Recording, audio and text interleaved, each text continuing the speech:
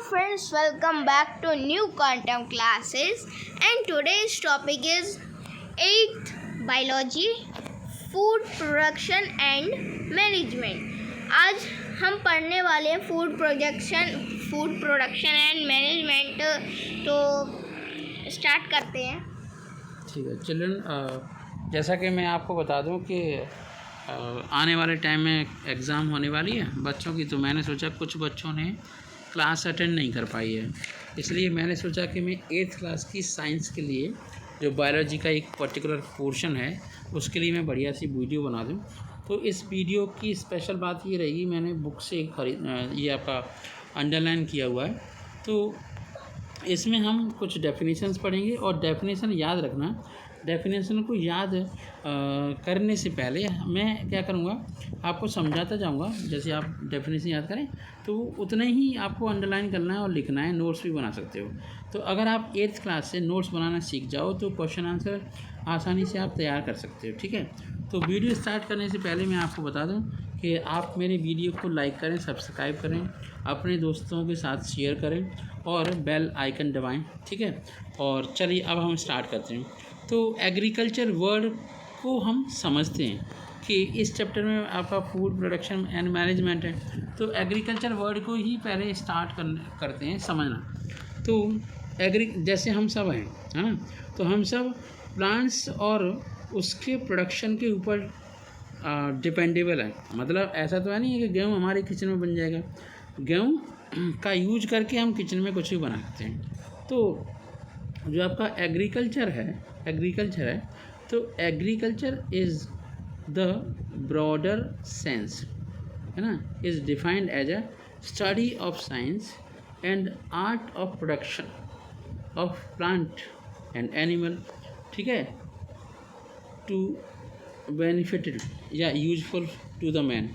तो इतनी डेफिनेशन आपको एग्रीकल्चर की याद करनी है। ठीक है जब आप इतनी डेफिनेशन याद कर लो, इसके बाद यहाँ पर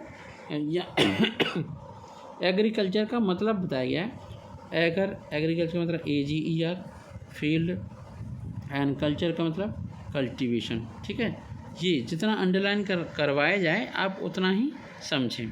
ठीक है, अब हम क्या करते हैं, थोड़ा सा आगे बढ़ते हैं। चलिए, ये वर्ड्स बता दिया, एग्रीकल्चर का मतलब बता दिया। ठीक है, तो अगर हम कुछ टाइम पहले की बात करें, है ना, जैसे हड़प्पा सभ्यता है, बहुत सारी सभ्यताएँ आई, उसमें भी एग्रीकल्चर के ऊपर बहुत वर्क किया। लेकिन जब से हमारा देश आज़ाद हुआ है ना, तब से थोड़ा सा ज़्यादा मेहनत की गई और काफ़ी सारी क्रांतियाँ हुई। क्रांतियाँ का मतलब होता है बहुत सारी चीज़ें हुई। तो सबसे पहले हम देखते हैं क्रॉप प्लांट्स। क्रॉप प्लांट्स क्या होते हैं? जब हम किसी भी, जैसे 1 बीघा है 5 हेक्टेयर है, 2 हेक्टेयर है, उसके अंदर लार्ज अमाउंट में प्लांट्स को ग्रो कराते हैं, तो वो हमारा एग्रीकल्चर लैंड हो गया। अच्छा, plants grow in a field are known as a crop plant. बड़े मात्रा में, इतनी ही पॉइंट आपको लर्न करनी है, मैं शॉर्ट में आपको बताता जा रहा हूँ। तो क्रॉप का क्या मतलब हो गया? Plants grown in a field are known as a crop plants. Okay, चलिए हम थोड़ा और आगे बढ़ते हैं। तो इस तरीके से बहुत सारे क्रॉप प्लांट ग्रो कराए जाते हैं। ठीक है, उसके लिए कल्टीवेशन करना पड़ता है। कल्टीवेशन तब होता है जब आप पूरी फसल को ग्रो करा लेते हैं। अब हम नेक्स्ट पेज पर आते हैं। इस नेक्स्ट पेज पर बहुत इम्पोर्टेंट पेज है, इसमें एक टेबल बनाई गई है। इस टेबल से हम समझते हैं, जैसे पहले वाला यहाँ पर बताया गया है कि टाइप क्या है, मतलब ग्रेन्स की क्रॉप, सीरियल की क्रॉप, उसमें कौन कौन सी। आप अगर इस टेबल को अच्छे से लर्न कर लो तो बहुत सारे क्वेश्चन को आप आसानी से कर सकते हो। ऑप्शनल क्वेश्चन कह सकते हैं। जैसे आपसे कोई पूछे, मैं आपसे पूछता हूँ सीरियल्स या ग्रेन्स के नाम बताओ। ठीक है, तो उसमें राइस आएगा, है ना, व्हीट आएगा, ठीक है, मेज़ आएगी, मक्का, बार्ले आएगा, ठीक है, बाजरा आएगा, ज्वार आएगा और रागी आएगी। ठीक है, तो ये इतने सारे नेम हो गए। एक और अगर हम फाइबर क्रॉप की बात करें तो आपने देखा होगा हमारे घर पे अलग अलग टाइप के फाइबर्स यूज किए जाते हैं, या वूलन क्लॉथ्स होते हैं। ठीक है, तो उसमें कॉटन और जूट सबसे इम्पोर्टेंट है। आपने देखा होगा कि आलू के बैग जिसमें आलू भरे जाते हैं उसे हम पोटैटो बैग कह सकते हैं, वो आपका किसका बना होता है? जूट का, ठीक है। और कॉटन की बात करें तो कॉटन के बहुत सारे कपड़े बनाए जाते हैं, ठीक है। चलिए अब हम नेक्स्ट पॉइंट पे देखते हैं। जैसे आपके पल्सेस हैं, अब पल्सेस के आपको नाम याद करने पड़ेंगे। जैसे पल्सेस हैं, जैसे आपकी ग्राम है ना, चना, रेड ग्राम, ठीक है, रेड कलर का, ब्लैक ग्राम, अलग अलग टाइप के, जैसे आपने देखा ग्रीन ग्राम, ठीक है, और है ना पी प्लांट, और ये आपका बीन्स है ना, ये आपकी बीन्स होती हैं, ठीक है। चलिए इतना ही काफ़ी है। नेक्स्ट देखते हैं, जो मैं टिक कर रहा हूँ उन्हीं को लर्न करना है। तो ऑयल सीड्स, चलो ऑयल सीड दिख रही थी। ऑयल सीड में आप मस्टर्ड का तो देख रहे हैं आजकल बहुत महंगा हो गया ground oil, groundnut oil, और सनफ्लावर का है ना, ग्राउंड नट और पीनट का ऑयल, और ये आपका इस तरीके से जितना बताया जाए उतना ही लर्न करो, बाकी का ये नहीं लर्न करना है, ठीक है, इसलिए मैं रफ कर रहा हूँ। चलिए आगे बढ़ते हैं। अब है रूट क्रॉप्स, जिससे रूट का यूज करते हैं। तो आपने देखा होगा स्वीट पोटैटो बहुत यूज होता है, इससे बहुत सारी स्वीट पोटैटो से बहुत सारी चीज़ें बनाई जाती हैं। आपका ट्यूबर क्रॉप, ट्यूबर में आपका पोटैटो आ जाएगा, और ट्रॉपिका, और आपने देखा होगा हमारी फिरोजाबाद डिस्ट्रिक्ट बहुत ज़्यादा फेमस है किसके लिए? पोटैटो के लिए, ट्रॉपिका। इसके बाद शुगर की क्रॉप, तो आपका शुगर केन क्रॉप पैक करवाया जाता है। बीट रूट से भी बहुत सारी शुगर बनाई जाती है, काफ़ी मीठा होता है ना बीट रूट। अब हम बात करते हैं और हम बात करते हैं प्लांटेशन क्रॉप। प्लांटेशन का सेंस ये होता है आपने कुछ पौधे लगा दिए और उसे 2-4 साल तक आप यूज करते रहोगे, ठीक है। तो जैसे कॉफ़ी है, टी है, रबर है, कोकोनट है, ये सारे के सारे आपके क्रॉप प्लांट हैं। चलिए आगे बढ़ते हैं।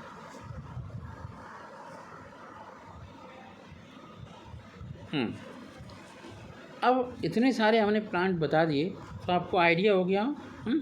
तो जैसे वेजिटेबल के प्लांट्स होते हैं, है ना, और फ्लावर्स होते हैं, फ्लावर ग्रो करे जाते हैं। तो फ्लावर की ग्रोइंग की जो आपकी प्रोसेस होती है या फेनामिना होती है या फिर उसकी जो प्रैक्टिस होती है उसे हम कहते हैं हॉर्टिकल्चर। अगर आपसे कोई पूछता है what is horticulture, horticulture means growing of flowering plant, garden में सुंदरता वाले, जैसे हमारे स्कूल के अंदर बहुत सारी ग्रीनरी है। चलिए इस टेबल को और देख लेते हैं। ये टेबल बहुत मज़ेदार है, इस टेबल को हम देखते हैं इस टेबल में क्या क्या आ जाएगा। चलिए इस टेबल में देखते हैं वेजिटेबल।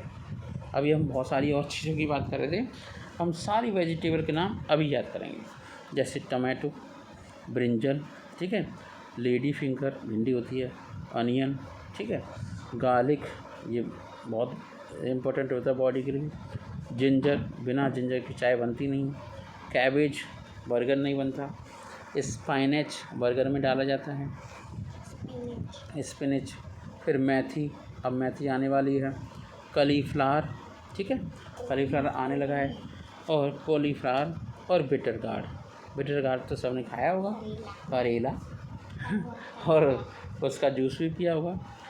चलो आगे चलते हैं, अब फ्रूट्स की बात करते हैं। तो आजकल फ्रूट्स चल रहा है सबसे ज़्यादा, क्या क्या चल रहा है? ग्रेप्स चल रहे हैं, गुआवा चल रहे हैं, एप्पल चल रहे हैं और बनाना तो आपका 12 मंथ्स आता रहता है। मैंगो अभी ख़त्म हुआ है, ठीक है। सिट्रस फ्रूट्स तो आप जानते हैं, इस बार कम सिट्रस फ्रूट्स हुए थे, है ना। और चलिए आगे चलते हैं। डेकोरेटिव प्लांट, मिंट, क्रोटन, आपका कैक्टस सुंदरता के लिए, बोगनविलिया, ये आपके डेकोरेटिव प्लांट्स होते हैं। फिर फ्लावर्स जैसे रोज़, जैस्मिन, मैरीगोल्ड, ठीक है, ये आपके सारे फ्लावर्स थे। चलिए आगे बढ़ते हैं। बेसिक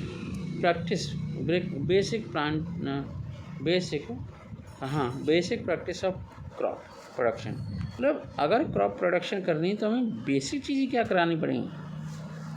इसका मतलब ये है कि हमें बेसिक प्रैक्टिस, मतलब जो आपको क्रॉप ग्रो कराना है तो उसके लिए सॉइल इम्पोर्टेंट है, सॉइल इम्पोर्टेंट है। बिना सॉइल के कोई काम बनने वाला नहीं है, ठीक है। गुड क्वालिटी की सीड चाहिए, required amount of the water चाहिए, है ना, चाहिए कि नहीं, और प्रोटेक्शन फ्रॉम द बीड, है ना, बीड से प्रोटेक्शन के लिए। इसके बाद हम बात करते हैं right kind of soil. Right kind of soil भी चाहिए, है ना। गुड क्रॉप तभी आपकी ग्रो होगी जब अच्छी सॉइल होगी। चलिए आगे बढ़ते हैं। ये तो यहीं पे है। अच्छा, तो द फील्ड, हाँ, जैसे हमने ग्रो करा रहे हैं तो फील्ड कैसा होना चाहिए, ओपन होना चाहिए। Field should be protected from the stray cattle, फालतू के ऐसे कैटल घूम रहे होते हैं, जंगली सुअर हैं, है ना, और भी होते हैं एनिमल जो नुकसान करते हैं, ठीक है। राइट अमाउंट ऑफ वाटर चाहिए, राइट अमाउंट ऑफ वाटर चाहिए। सॉइल के अंदर थोड़ा सा न्यूट्रिएंट्स भी होना चाहिए। बंजर भूमि वो होती है जिस पर कोई भी किसी भी टाइप का, है ना, अच्छे से क्रॉप ग्रो नहीं करवा सकता। तो अगर आपको प्लाइंग करनी है तो मिट्टी थोड़ी सॉफ्ट होनी चाहिए, है ना, टिलिंग लाइक हो, उसे जोत सके, तभी काम बनने वाला है, ठीक है। चलिए हम नेक्स्ट पेज पर आते हैं। अब एग्रीकल्चर इम्प्रूवमेंट्स क्या हैं, तो पहले हम एग्रीकल्चर इम्प्रूवमेंट्स देख लें क्या क्या है। The objects which are use for agriculture activities are known as agriculture improvements, यानी हम टूल भी कहते हैं। इस टूल में सबसे इम्पोर्टेंट जो टूल है वो है ट्रैक्टर, ठीक है। पहले एनिमल की हेल्प से एग्रीकल्चर को अंजाम दिया, अब एनिमल या जैसे कैमल वगैरह, लेकिन ऐसा कुछ नहीं है, अब मशीनरी का सारा मज़ा है। तो ट्रैक्टर, कंबाइन हार्वेस्टर, आपने देखे होंगे रोड पर चलते हुए बड़े बड़े हार्वेस्टर्स होते हैं, है ना, जो गेहूँ वगैरह को काटने के काम में आते हैं। अब तो बहुत सारी मशीनें आ गई हैं, पहले पिछले 20 ईयर के कंपैरिजन में, ठीक है। तो ये आपकी चीज़ें इम्पोर्टेंट थी। अब बेसिक एग्रीकल्चर प्रैक्टिस के लिए हमें बहुत सारी चीज़ें देखनी पड़ेंगी। क्या देखनी पड़ेंगी, चलिए यहाँ पे देखते हैं। ये रही बात। चलिए बेसिक एग्रीकल्चर प्रैक्टिस क्या है, जैसे हमें सॉइल को अच्छे से बनाना है, ठीक है, फिर हमें बीज को बोना है, फिर हमें अच्छा सा मैन्योर यूज करना है या फर्टिलाइजर। मैन्योर नेचुरल होता है, फर्टिलाइजर आर्टिफिशियल होता है जो लेबोरेटरी में या फैक्ट्री में बनाया जाता है। पानी देना है, वाटरिंग ऑफ प्लांट, इरिगेशन करना है, बीडिंग करनी है। जब क्रॉप हल्की सी ग्रो होने लगे तो उसमें अनवांटेड बेकार के प्लांट को हटाना है, रिमूव करना है। प्रोडक्शन ऑफ क्रॉप करनी है, जैसे पेस्ट है, कोई माइक्रो ऑर्गेनिज्म है उससे, है ना। फिर हार्वेस्टिंग करनी है, जैसे थ्रेशिंग करनी है, ब्रोइंग करनी है ना। फिर स्टोरेज करना है। अब तुमने गेहूँ ग्रो तो कर लिया, रखने की जगह नहीं है तो दिक्कत हो जाएगी ना। चलिए ठीक है, आगे चलते हैं। अब इसी पॉइंट से हम आगे बढ़ते हैं, प्रिपरेशन ऑफ सॉइल से। तो सबसे पहला काम क्या होता है कि हमें पहले तो एक खेत देखते हैं जिसमें हम कल्टीवेशन करनी है। फिर इसमें कोई प्लांट को चूज करते हैं कि क्या हमें बोना है आलू, मक्का, सूरजमुखी, ज्वार, बाजरा, क्या करना है, भिंडी, है ना, क्या। तो इस टाइप से प्लाउइंग करेंगे, प्लाउइंग में या तो डिगिंग करेंगे, खोदेंगे, या लेवलिंग करेंगे, या मैन्योरिंग करेंगे। कुछ ऐसी भी क्रॉप होती हैं जिसमें मैन्योरिंग पहले हो जाती है, जैसे आपका आलू है ना, आलू पोटैटो, तो उसकी मैन्योरिंग पहले ही हो जाती है। चलिए अब हम बात करते हैं कुछ नेम ऑफ इम्प्लीमेंट टूल्स। जैसे हमारी खुरपी है, खुरपी का यूज करेंगे, स्पेड है ना, फावड़े का यूज करेंगे, वुडन प्लाऊ का यूज करेंगे। कुछ क्षेत्र में अभी भी हो रहा है, आयरन प्लाऊ का यूज करेंगे, या वुडन प्लैंक का यूज करेंगे। प्लैंक का मतलब होता है पटेला, जिससे मिट्टी को साफ़ किया जाता है और वैसा किया जाता है। या लेवलर करेंगे, लेवलर करने का आयरन का होता है, ठीक है। चलिए खुरपी का यूज क्या होता है, फॉर वीडिंग, ठीक है। स्पेड का काम क्या होता है, for digging and bunds formation. Bund का मतलब जानते हो? मैड डालना, गांव में मैड डाली जाती है, ठीक है। अच्छा, और वुडन प्लाऊ टिलिंग आता है मुझे सब कुछ। हाँ, आयरन प्लाऊ फॉर टिलिंग, ठीक है। वीडियो देखते रहो, सब्सक्राइब भी करते रहो, ऐसे नहीं काम चलेगा, शेयर भी करते रहो। चलिए, वुडन वुडन प्लांक में क्या है? For breaking crumbs. क्रम्स मतलब डेले हो जाते हैं, उन्हें करना है, ठीक है। इसके बाद फिर लेवलिंग एंड प्रेसिंग। चलिए आगे बढ़ते हैं, और भी कुछ देखते हैं। जैसे सीड ड्रिल है। सीड ड्रिल की प्रकार से जो आपका प्लास्टिक की कैसे भी पाई जाती थी, और अब तो मशीनें आने लगी हैं जिसमें एक पूरी बोरी भर दो और वो ट्रैक्टर आगे चलता रहेगा और बीज बोते रहेंगे। फॉरो का यूज होता है फॉर बीडिंग करते हैं। फिर है सिकल, एक प्रकार का हंसिया होता है जो हंसिए से तने काटे जाते हैं, ठीक है। फिर है कंबाइंड का काम होता है फॉर हार्वेस्टिंग, थ्रेशिंग करी जाती है। फिर है स्प्रेयर, वो तो छोटी छोटी प्लास्टिक की टंकियाँ आती हैं जिसमें इंसेक्टिसाइड वीडिसाइड को डाल करके स्प्रे करा देते हैं, ठीक है। तो ये टेबल आपको क्लियर हो गई, बहुत बढ़िया से क्लियर हो गई हो मुझे लगता है। चलिए अब हम आगे वाले पेज पर आते हैं, बहुत बढ़िया पेज है। चलिए अब हम बात करते हैं प्लाउइंग की, डिगिंग की। कैसे करें भाई प्लाउइंग डिगिंग? तो the process of loosening and turning of soil called tilling और प्लाउइंग का मतलब क्या है? मिट्टी है उसे किसी भी तरीके से, जैसे ये आपके बने हुए हैं आयरन के और उसके प्लाऊ हल। तो प्लाऊ एक ऐसा इंस्ट्रूमेंट होता है ट्रायंगल टाइप का, इंग्लिश का स्ट्रिप होती है जिसे हम प्लाउशर कहते हैं। और main part of the plough is long dog would is called plough shaft, इसे बोला जाता है शाफ्ट, ठीक है। तो शाफ्ट। चलिए अब हम बात करते हैं loosening of soil by the ploughing has the following advantage. अगर हमने सॉइल को लूज कर लिया तो बहुत सारे फ़ायदे क्या क्या हैं? चलिए एक देखते हैं। It permits easy deep and penetration of the root. अब प्लांट ग्रो करेगा तो एक तो उसे खड़ा रहना है आंधी तूफान बरसात में, ठीक है। दूसरा उसे एब्जॉर्ब भी करना है पानी, वाटर, मिनरल। तो जब मिट्टी अगर सॉलिड होगी, ठोस होगी, तो उसकी जड़ें कहाँ ग्रो करेंगी? इसलिए मिट्टी को लूज करना बहुत ज़रूरी है। It provide good aeration air, it retention moisture, उसमें मॉइस्चर बना रहता है।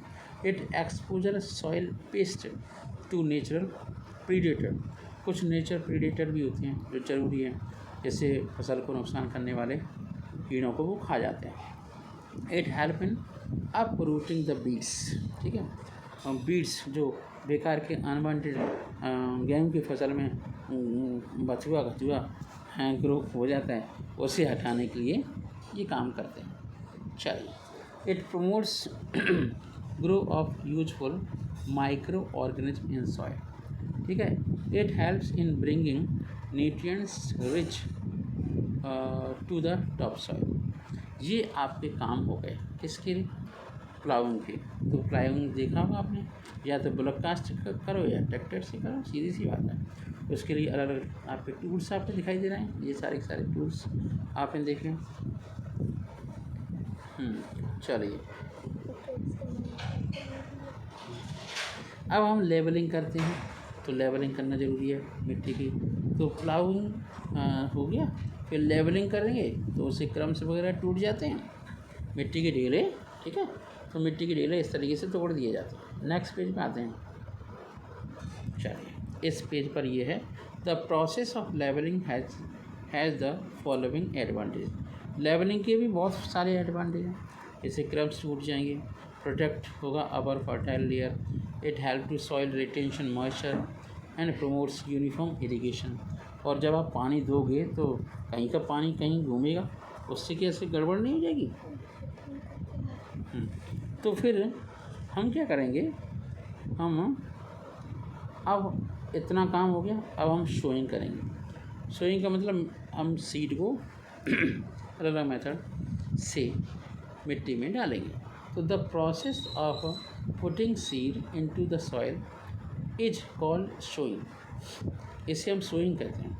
अब seed should be good quality. अब किसी भी खेत में सीड को डालने से पहले हम ये चेक करें कि सीड अच्छी क्वालिटी के हैं, हेल्दी हैं, बीमार तो नहीं है, ख़राब तो नहीं, फफूंद तो नहीं लगी हुई है। Seed should B have a good percentage of germination. Seeds should be treated with suitable fungicides. और कभी कभी आपने देखा हो कि आलू को जब स्विंग कराते हैं उससे पहले उसे दवाई में डाल करके ग्रो कराया जाता है, स्विंग कराई जाती है। ठीक है, अब ये अलग अलग मेथड से ही तो होगा। चलिए, अब ये कौन कौन सी मेथड होंगे वो हम देखते हैं। तो ये देखो, ट्रैक्टर से सीड ड्रिल कराई जा रही है। ठीक है, ये देख रहे हैं सीड ड्रिल करवा रहे हैं, एक डिवाइस है। तो ये ट्रेडिशनल है, तो ट्रेडिशनल डिवाइस है ब्रॉडकास्टिंग। तो ब्रॉडकास्टिंग सीड क्या होता है, मैनुअली कर रहे हैं। ब्रॉडकास्टिंग का क्या मतलब होगा, सोइंग ऑफ सीड मैनुअली, उसे हम ब्रॉडकास्टिंग कहेंगे। ट्रेडिशनल टूल का मतलब ट्रेडिशनली टूल से कर सकते हैं, प्लाऊ वगैरह से।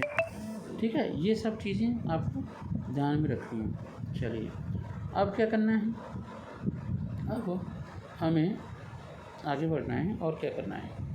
फिर हम ये ट्रेडिशनली है सीड ड्रिल्स आपने देखी हुई आजकल रोड पर भी, जहाँ पर दुकानें वगैरह होती हैं वहाँ पर भी आपको देखने को मिलेगी। अब बात करेंगे ट्रांसप्लांटेशन की। तो the seeds of certain crop such as paddy है ना, सम अदर, जैसे आपने देखा होगा लहसुन की भी पौध लगाई जाती है। ठीक, पहले जर्मिनेशन कराते हैं नर्सरी में, फिर बड़े थोड़े से प्लांट हो जाते हैं तो उसे प्लांटेशन करते हैं। ठीक है, ये प्लांटेशन हो गया। State agriculture department of seed corporation, इस डिपार्टमेंट का अच्छे से नाम याद कर लो, फुल फॉर्म। अब इसके बाद क्या करना है, हमें अप्लाइंग मैन्योर फर्टिलाइजर, जो आपने क्रॉप ग्रो कराई है उस काम नहीं चलेगा, उसे मैन्योरिंग कराना बहुत ज़रूरी है। मैन्योरिंग दो तरीके से हो सकती है, जैसे crop absorb various nutrients, absorb करती है, लेकिन वो मैन्योर्स आए कहाँ से, न्यूट्रिएंट्स आए कहाँ से, मैन्योर से ही तो आए। And fertilizer to the soil, this process is called a manuring. Manure एक नेचुरल ऑर्गेनिक सब्सटेंस होता है जो डिकम्पोजिशन ऑफ एनिमल, वाटर और प्लांट से मिलता है। ठीक है, ये मैन्योर बनाया जाता है। और मैन्योर के फार्म भी होते हैं, 3 टाइप के फार्म होते हैं। इन 3 टाइप के फार्म को हम देखते हैं। जैसे या फिर मैन्योर कितने, एक तो ये फार्म यार्ड मैन्योर होता है, consist of cattle during urine, straw है ना, लीव्स। ठीक है, एक होती है कंपोस्ट जो बनाई जाती है, it is a manure obtained by the decomposition of the plant waste, sewage. ठीक है, और होता है ग्रीन मैन्योर, खेत में कोई क्रॉप ग्रो कराई और उसे तुमने उसे ट्रैक्टर से जोत दिया, जोतने के बाद फिर वो आप मैन्योर की तरह काम करेंगे। अगर हमने मैन्योरिंग करवाई तो उसके कुछ फ़ायदे हैं। It enrich the soil, soil में एनरिचमेंट आता है, न्यूट्रिएंट्स बढ़ जाते हैं। ऐड ऑर्गेनिक मैटर बढ़ जाता है। It increase water holding capacity, it increase the population है ना, control population of the use micro organism. ठीक है, इंक्रीज। अच्छा, it improves the maintaining the quality of the soil, soil की क्वालिटी बहुत सुंदर हो जाती है, बहुत बढ़िया हो जाती है। ठीक है, तो ये हमने मैन्योरिंग करवा लिया। अब यहाँ पर एक इम्पॉर्टेंट बात बताइए, क्वेश्चन भी आपने देखा हो, बड़ा क्वेश्चन है इस चैप्टर में, मैन्योर और फर्टिलाइजर में डिफरेंस बताइए। तो एक एक पॉइंट मैं बता देता हूँ, बाकी पॉइंट आप लर्न कर लो। Manure is a natural substance, it is found from dead and decaying organic matter and animal waste such as cow dung, plant residue and birds droppings. ठीक है, फर्टिलाइजर इनऑर्गेनिक सब्सटेंस होते हैं जो factories में बनाए जाते हैं। बाकी पॉइंट्स आप अपने सुविधा के अनुसार 2 पॉइंट और लर्न कर लीजिए, 3 पॉइंट्स लर्न करना ज़रूरी है। चलिए, अब लीविंग द फील्ड फैलो, मतलब लीविंग द फील्ड अनकल्टिवेटेड। तो आपने देखा होगा अपनी एरिया में जब आलू कराया जाता है तो आलू करवा दिया, इसे ऐसे छोड़ देते। ठीक है, क्रॉप रोटेशन करते रहो। अगर हमने सॉइल का यूज करते रहे, उसमें मिनरल की कमी हो जाएगी, तो हमें ये आपका क्रॉप रोटेशन कराना पड़ेगा। क्रॉप रोटेशन का सेंस ये हुआ, मैं आपको बताऊँ कि पहले आपने आलू की खेती करवाई, ठीक है, करवा ली। फिर इसके बाद आपने क्या किया, फिर आलू की खेती के बाद फिर आपने उसमें आपने वो कर दी, सनफ्लावर कर दिया। मल्टीपल क्रॉपिंग भी कर सकते हो।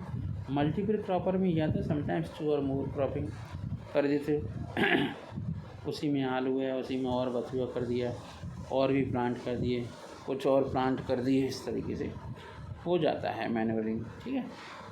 कुछ हम बाद में पढ़ेंगे। तो जो आपके प्लांट्स होते हैं, हम इरिगेशन पे आते हैं। अब इरिगेशन तो बेटा तब हो पाएगा, वाटर हम उसे देंगे जर्मिनेशन के लिए। प्लांट्स वाटर ये ज़रूरी होता है, ठीक है, इरिगेशन करना। इरिगेशन के बहुत सारे मेथड हैं, इसे देखते हैं। फोटोसिंथेसिस नाम की प्रोसेस होती है, the process of supplying water to the field, है ना। और irrigation which is called the irrigation, the watering of plant is called the irrigation, ठीक है। आगे चलते हैं हम। सोर्स ऑफ इरिगेशन, बहुत सारे सोर्स ऑफ इरिगेशन हैं, ठीक है। तो अभी हम क्या करते हैं, इस वीडियो में हम यहीं तक करते हैं, इरिगेशन तक। नेक्स्ट अब हम ये देखेंगे नेक्स्ट वीडियो में कि कौन कौन से टाइप के इरिगेशन के मेथड्स हैं, ठीक है। तो तब तक के लिए बहुत बहुत धन्यवाद।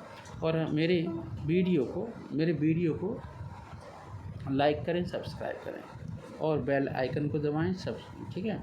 और अपने दोस्तों को शेयर ज़रूर करें। Thank you so much, best of luck.